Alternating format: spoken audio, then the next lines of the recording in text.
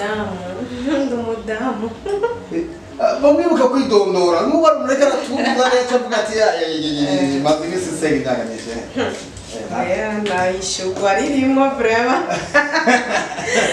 iyo wanje nayibagiye wakuza yakenyetse urabona rero yakintu ni hatari ndavuze ati umwami Yesu agire gute yakire gukira mu izina rya Yesu. Amena. Rero kubera ko no musi ari umunsi w'itangaza, ari umunsi w'ubwiza, ari umunsi udasanzwe. No cita yuko no musi ari show avec inde. Avec show Imana. Show avec Dieu. Yes. Fire. Fire.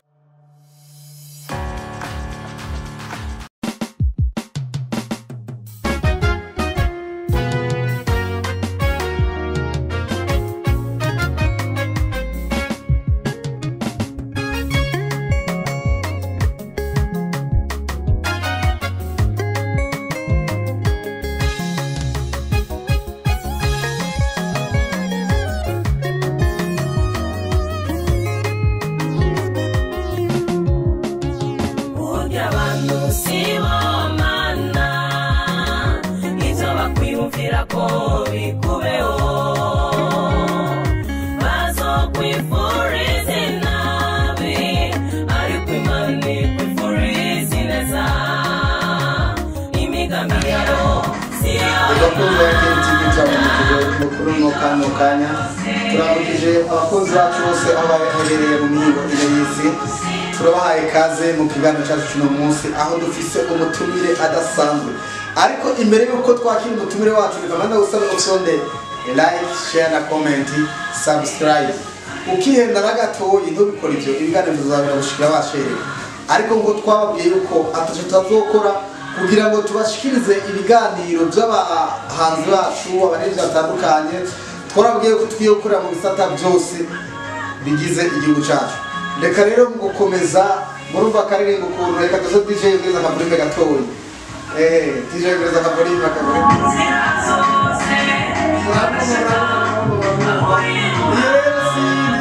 Sibomana yande ya Uwimana jaja akaba rero ari muri adasanzwe muri gospel atavyorosha iyo akaba ari indirimbo yiwe igezweho. Sibomana yashobora kariga yumvize ndakuri utire wandike Uwimana jaja uracuyibona iyo ndirimbo nziza cyane rwose. Reka rero dusabe umutire wacu aze bazokwifuriza nabi ariko Imana ikwifuriza neza. Iyo ni indirimbo ya Neya Jaja Uwimana Jaja iri hehe iri ku rubuga rw'iwiwe Uwimana Jaja yarukira ku bantu sonde urabe ko ari ndabonye mwabikoze aya mwarahezagireho. Reka twubakire Jaja ndabona kamwe kabwishe Jaja turabaye kaza hano muri Yakiri Studio. Nacho ni kipaji reka Sikose bakuvuga ko nabubasha bigufise ko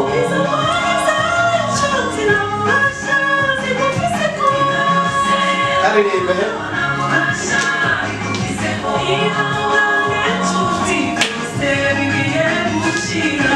Ngane chuti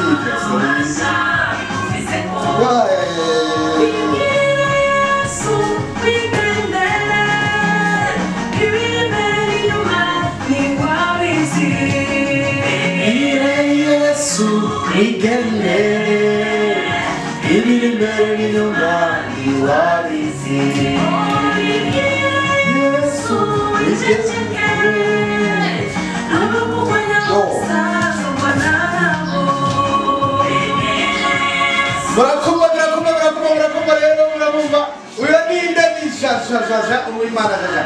Jaja, turaguhaye kaze muri Yakiri Studio. Jaja, como nawe twega twinjira mu gusubira mu cyane. Shika hano Yakiri. Soranezere bigere Yakiri cyo gituma. Babagire neza. Banyakiye neza banzimanye.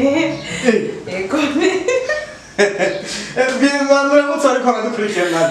Turabaramukije mwese amahoro y'Imana abane nanyu ahantu hose muri mu bihugu byose bitandukanye. Turabaramukije, nitwa Jaja Janine Uwimana, nk'abanzwi ku ndirimbo Abanusi Bomana.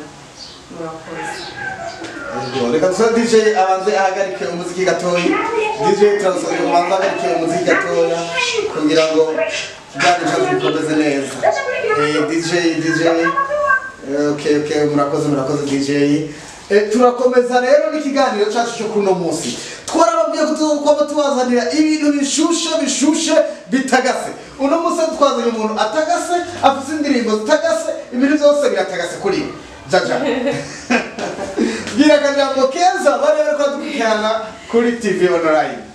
Ndababwira yuko ndabakunda mwese turabakunda cyane. Ingene mubandanya mudukurikirana, ingene mubandanya mubisapotinga, ingene mubandanya mubikora neza, Imana ibahezagiye. Reka tuvuga ati amen. Bitewe naho usengera hose uvuge nimba uvuga ishara n'uvuga ikibi. Wese no kwizera kwiyo. Ariko navuze ngo twarahezagiye, reka ngo ndababwire bose ati amen. Nawe nakuvugiye amen, nawe ugwaye uri kudukurikirana, ndavuze ati umwami Yesu agire gute? Yakire gukira mu izina rya Yesu. Amen. Rero kubera ko no munsi ari umunsi w'itangaza, ari umunsi w'ubwiza, ari umunsi udasanzwe, no cita yuko no munsi ari show avec inde avec show Imana. Show avec Dieu. Fire. Fire. Mnasikia kama ni fire wa fire. Jaja. Twarabonye indirimbo zawe zitandukanye kuri network zitandukanye, aho twagiye tubona abantu bagukeza, abandi bakora ama commentaire bati courage, bere abatagwa kubona imbere barazotangara cyane. Wow. Je none bazurakana kimyaka 15.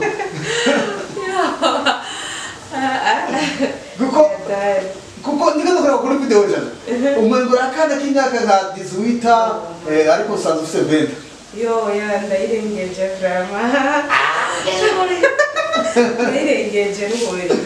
Bakunzi ba Yakini TV, musonde subscribe, like, share na comment. Jaja, ndagomba tuyage ku tubazo duto nyene mu mero ya misi yose. Janine, hariho abakobwa benshi nagiye mbona yari nandi muri festival ya Bad Boy. Bana abakobwa batamba batigita ndavuga ati hangira na Jaja yaje. Ariko nsanga siri cyakwenze bitogana. Oya jewe sinarimo. Kubera ko byasumwa amagaro wanje. Siri impano yanje cyo gituma ntarimo sinobishobora. Jaja ndumva ngo simpano yawe kandi soma amagaro wawe. Ayo majambo n'amajambo birakomeye kandi atandukanye. Simpano yawe kubera iki? Kubera nkora numva benshi bavuga bambaza kubera iki utaririmbye profane, kubera iki byo kubera nkabwira vraiment nivyo mbera kandi nta nivyo niyumvamo yuko nona biririmba sinobishobora. None usanzwe umuririmbyi ariko urumva ujyamye uzoshobora yego birashika. Umuhamagaro wawe n'uyu? Umuhamagaro wanje ni kuririmba ubutumwa abantu bakizwe biciye muri buryo butumwa mu ndirimbo. Iryo message nzoba ndiko ndatanga mu ndirimbo, ushobora kuba uri wacitse integura ahantu, ushobora kuba uri mu bibazo bitandukanye, ariko waririmba dufise Imana ukumva uraruhutse, waririmba kuko utari bayari ukumva uraruhutse, ukabona yuko kijya kibazo warufise ata n'agaciro gifise kuri wewe bivanye na message iba iri muri iryo ndirimbo. Jaja, mbega ndumva yuko beshaka ngo iyo uririmba umuziki abeshaka ngo umuziki uravara, ariko abagospa nabo twese turavara, natwe bwe turavara. Yego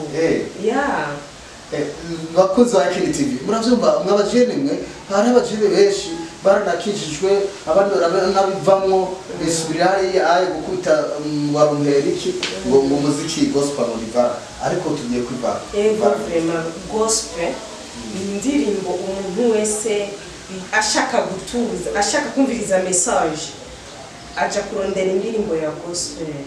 Rero wewe ushaka kuyivamwo no guhanura yuko wogumamwo nico tuba tugira ngo namuri muri Yesu neza gumamwo kubera hari ibintu vyiza harimwo amahoro harimwo umunezero harimwo kuruhuka harimwo ibintu vyinshi cyane. Ego bakunzi ba Keri TV murabyumva neza yuko uno mwigeme murambabarira mu kwidondora ntimwavuze ko murabigeme cyane murabakobwa umudamu bamwibuka kwidondora n'ubu barumureka aratumva neza avuga ati maze iminsi senga indangamije nayishugwa ririmo vraiment iyo wanje nayibagiye bakunzi ba Keri TV murabona rero yakindi ni hatari Jaja urahije guhanura ugwaruka ubabwira ati reka bwera makaraoke ahubwo kora umuziki ufite message ufite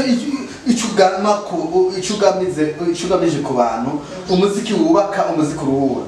Jaja mbega ntiryari winjiye muri industry ya music gospel? Jewe naririmbye kuva kera mugabo ubu niho ntanguye kuririmba ku giti ciwanje. Yego kera warimba giti cyane kera naririmba mu mugwi twari benshi. Yego ariko no munsi ndashobora kwandika nkaririmba ku gatwe kiwanje ata wundi tuvuge chorale canke mu mugwi ibintu nk'ivyo. Urumva mbere wari muri master team makorale mu eglise. Mbega Jaja igihe wava muri korale ugatara kuririmba ku giti ciwawe uwo muhamagaro wakujemo gute?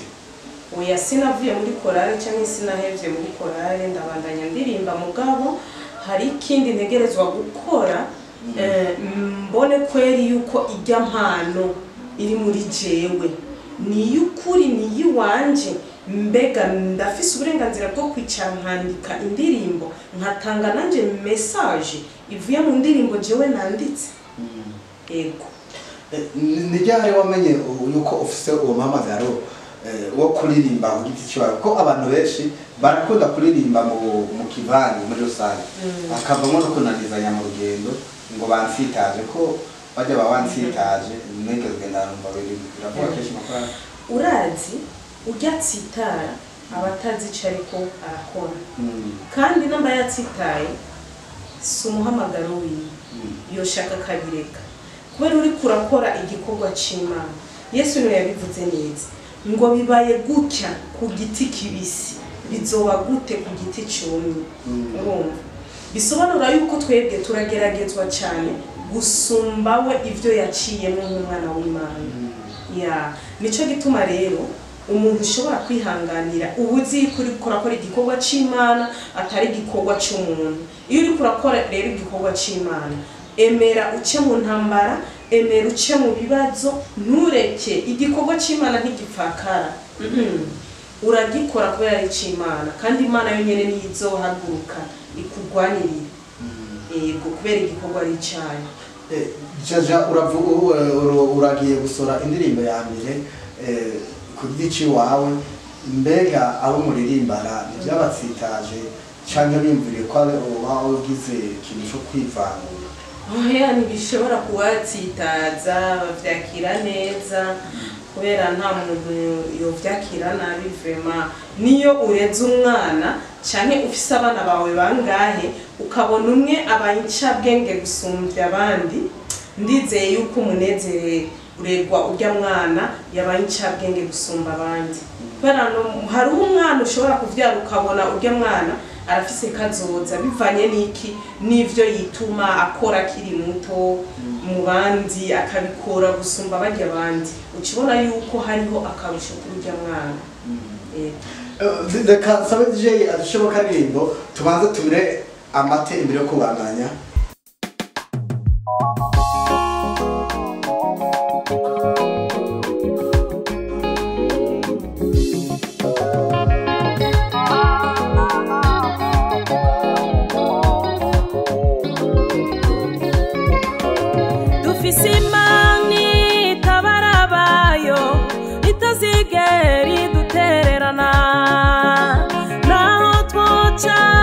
bikomeye Imana yacu iducira inzira dufise Imana itabarabayo itazigera idusuzuguza naho twoca mu bikomeye Imana yacu iducira inzira dufise Imana itabarabayo itazigera idutererana naho twoca mu bikomeye Imana yacu iducira inzira dufise Imana itabarabayo itazigera idutererana naho twoca mu bikomeye Imana yacu iducira inzira igeragezo yase kukuvako ukicuza n'igicatumye ubaho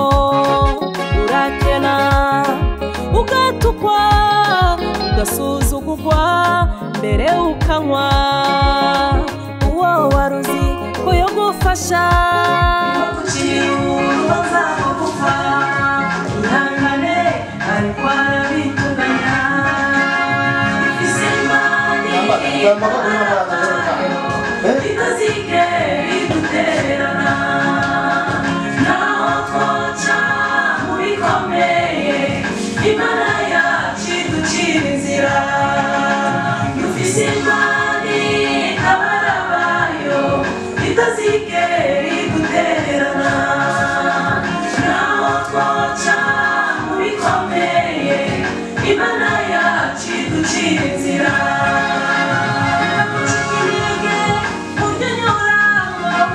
Imana yacu ni yizigirwa yatabaye Moridekayi mu maboko ya Namani itabara na Dawudi mu maboko ya Sawuli ifise Imana itabarabayo itazigera idutererana naho twoca mu bikomeye Imana yacu iducira inzira dufise Imana kuko arahiriwe abafise Imana nyakuri kuko Imana ni nyinshi ku isi ari Imana zera hari izirabura hariho n'iziguruka mw'ijoro hariho n'izibwa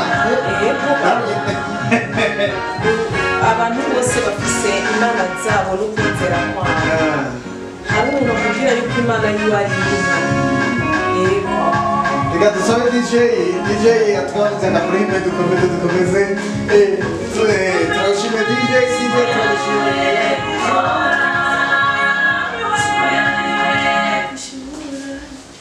ego rero murabyumve rero dufise Imana ikomeye dufise Imana atari ndabona atari bayani kwa kweli na mimi nimeshamuona Mungu nani kijana kwenye worship yako nitaimba sauti ya ngapi ya pili mimi naimba ya 12 sauti yako ya 12 rabaho na matrisi 18 hayo dora sedu hizo nini nja nasi note note bari chiba ijwiga 12 do dirimbira muri sitwe si muri korana baciranye kanari ndakora ndase nawe bakunzi wa Yakini TV muravyumva nawe yuko n'abajuriste ba Yakini TV barashoye baragira nkuko bakagira nkuko bagasera nkuko namana rero ubiravye naho kuntu bagira ucuna nayo uruhande bari jaja tugatwena mu gice cya kabiri nize ntambamye ukunda guhura nazo canke nize ntambamye birahura nazo kugira ugere kwino ntambwe ugere ku munsi ya jewe kubganje na ntambamye mpora nazo intambamye mpora nazo nizo kubura amafaranga amafaranga mbuze canke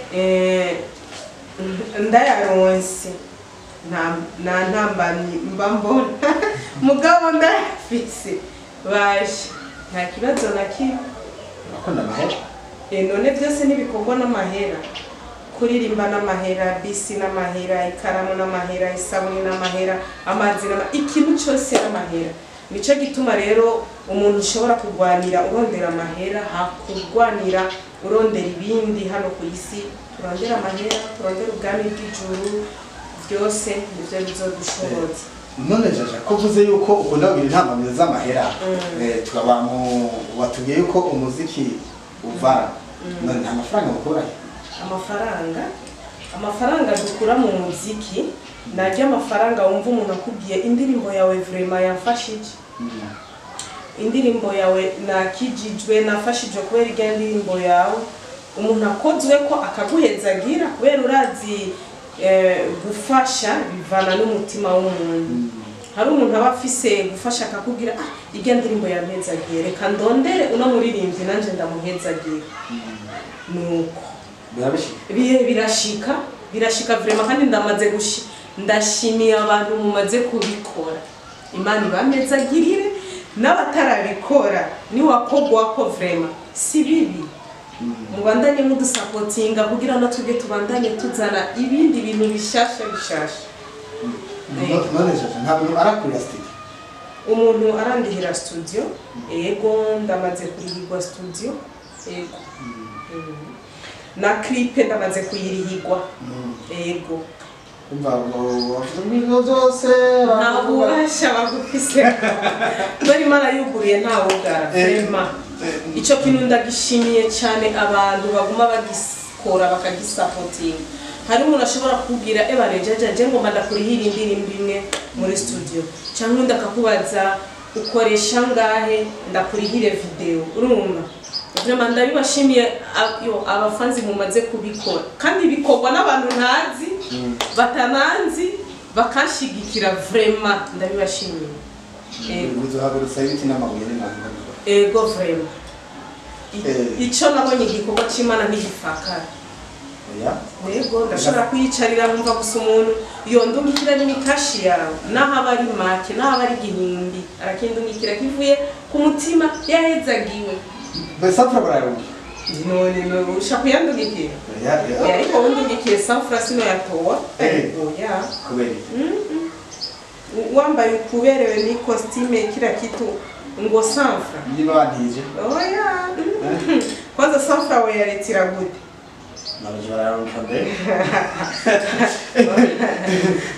bakunze ya Kini TV reka nabitse musore subscribe like na share na comment reka nabasabe jaja nawe babwire neza mukabakenye musanesa yayo mwaduma.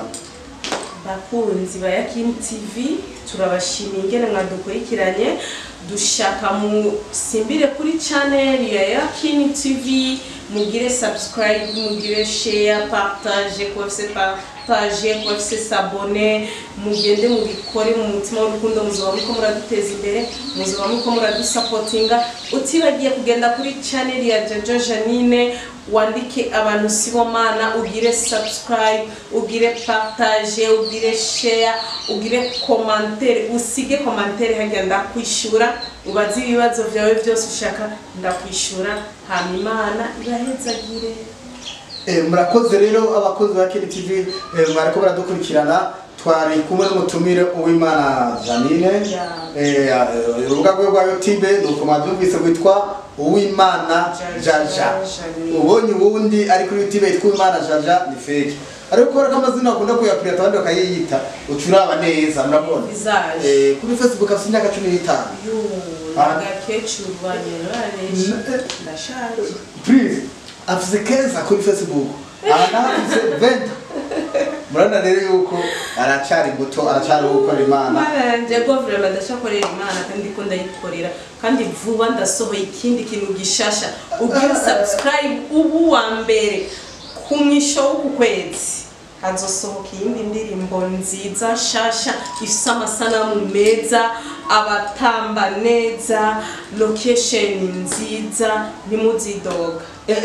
Twari twibagiye ariko imbere yuko ndamvuga ukanaga mvuga ibanze umahano nyine reka ndababwire ati kuri kamera ariko nde anayitwa Angel DJ Angel Production Yo rero akaba ari inde akaba ari kuri kamera akaba ari nawe aduhindurira ama image kugira ngo ashobore gushika umwanya kubiye. Turamushimiye na Angel, iyo Angel ni mu Congereza. Mu Kirundi ni umumarayika.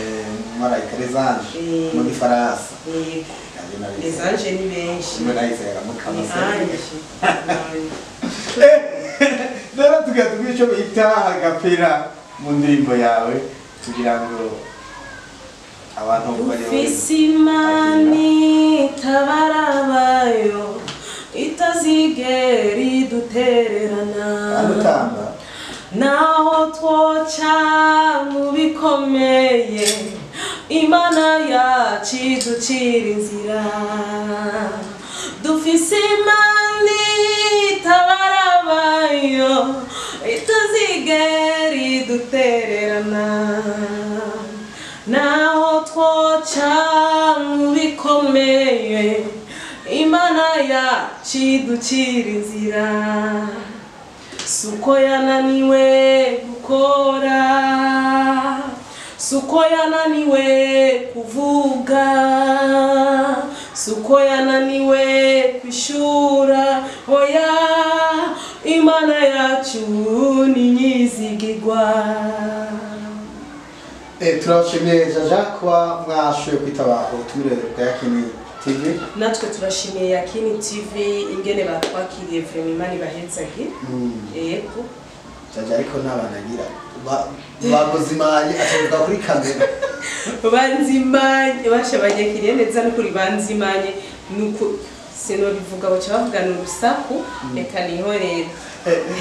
N'ubundi muri wese yifuza ikiganiro aha turakira abapasiteri abapasiteri bashaka kuvuga ubutumwa bwiza baraza bagahagarara bakatubwira hasigaye nanjye nzoze kuvuga ubutumwa urahawe kaze abasani bakeneye gukora igipindi bose twe dukora muri domene zose mu mibereho yacu yose aha turagera imbere imiganiro yego zobutumira umunsi amen bazi isoko yo byose ndabizi tuzosokora uno munsi nyene tuzo utuboga kumenye ni kumenyo bye bye turabashimira cyane rwose rero hari kuri Yakini TV ugomba kuraba muri GPS office dusembiro zibiri hari office ya TV online ariho hantu hagaze no munsi atumwe muri office adusokorera live turafise office ya studio iyo nayo iri kuri Route Rumonge L3 numero 76 nitwimuka tuzobamenyesha ugomba kumenya urashobora kwandika Yakini Studio Entertainment muri GPS hanyuma ugaca ubone barabara aho turi neza baca bakwereka tugaca twibuza yuko ibiganiro tubikora minsi yose 24 mwaraheza giwe umari wa umugisha.